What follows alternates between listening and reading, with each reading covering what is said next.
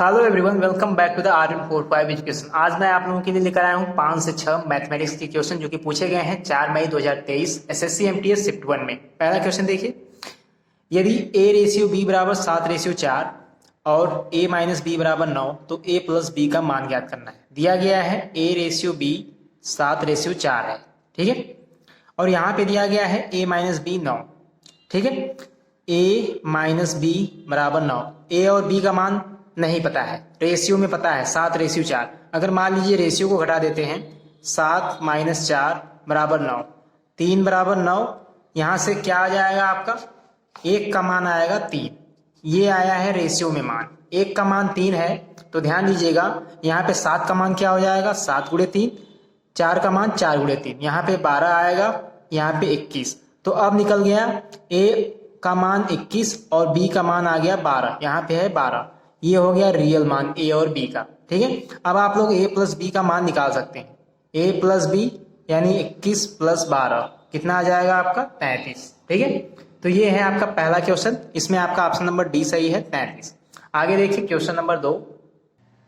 दूसरा क्वेश्चन देखिए, यदि 750 को 2 भागों में इस प्रकार विभाजित किया जाए कि पहली संख्या और दूसरी संख्या का अनुपात 8 रेशियो 7 हो तो सबसे छोटी संख्या का मान ज्ञात कीजिए।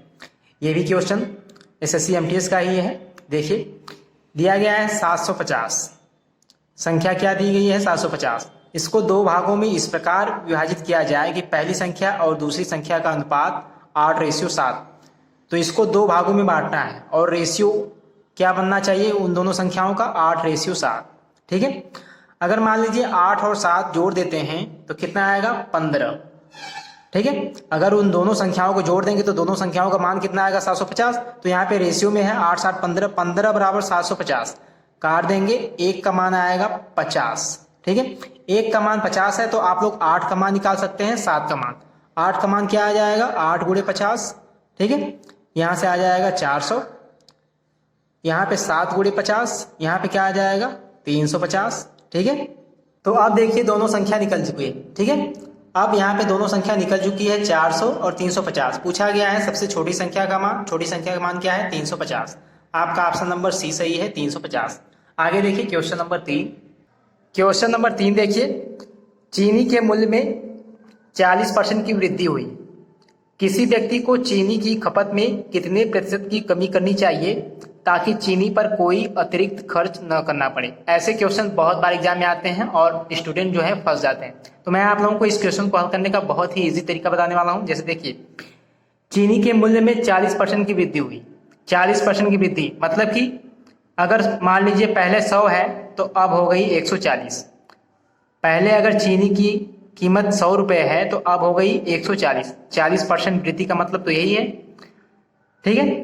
अब इसमें बोला गया है किसी व्यक्ति को चीनी की खपत में कितने प्रतिशत की कमी करनी चाहिए कि उस पर कोई अतिरिक्त खर्च न करना पड़े। तो यहाँ पे देखिए 100 से 140 हो गया, यानी कितने की वृद्धि हुई, 40 की। तो यानी इसी को तो कम करना पड़ेगा, तो यानी 40 कम करना होगा किसमें से, 140 में से, तब जाके उस पर कोई अतिरिक्त खर्च नहीं करना पड़ेगा। 40 कम करेंगे 140 में से, इसी को प्रतिशत में निकालना है इसलिए गुणे 100, ठीक है।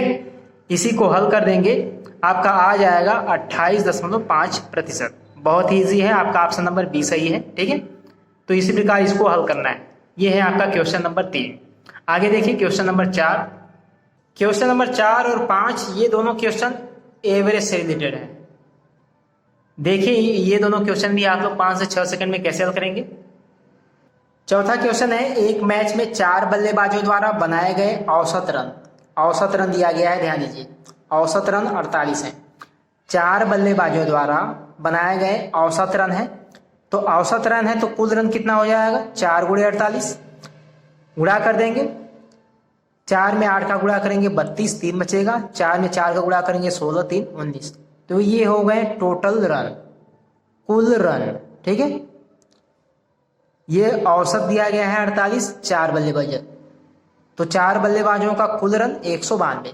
यदि 3 बल्लेबाजों द्वारा बनाए गए रन 58, 28, 24, 3 बल्लेबाजों द्वारा 58, 28 और 24, ये 3 बल्लेबाजों द्वारा है, चौथे खिलाड़ी का आप लोगों को बताना है। तो 192 इन तीनों को जोड़ के इसमें से घटा देंगे। 8 8 16 4 20, 5 2 7 2 9 2 11, 192 माइनस 110 कितना आ जाएगा 82। ठीक है, कितना आ जाएगा 82। ठीक है, चौथे खिलाड़ी ने कितने रन बनाए 82। आपका ऑप्शन नंबर बी सही। क्वेश्चन नंबर 5 देखिए, ये भी काफी इजी क्वेश्चन है। 6 भाइयों की औसत आयु 15 वर्ष है। 6 भाइयों की औसत आयु 15 वर्ष है, तो आप लोग 6 भाइयों की कुल आयु भी निकाल सकते हैं, 90 वर्ष हो जाएगी। यदि उनके यहाँ पे देखिए, सॉरी यहाँ पे पिताओं नहीं रहेगा, पिता रहेगा। 6 भाइयों हैं और उनके पिता, यदि उनके पिता को भी शामिल कर लिया जाए तो औसत 7 वर्ष बढ़ जाता है।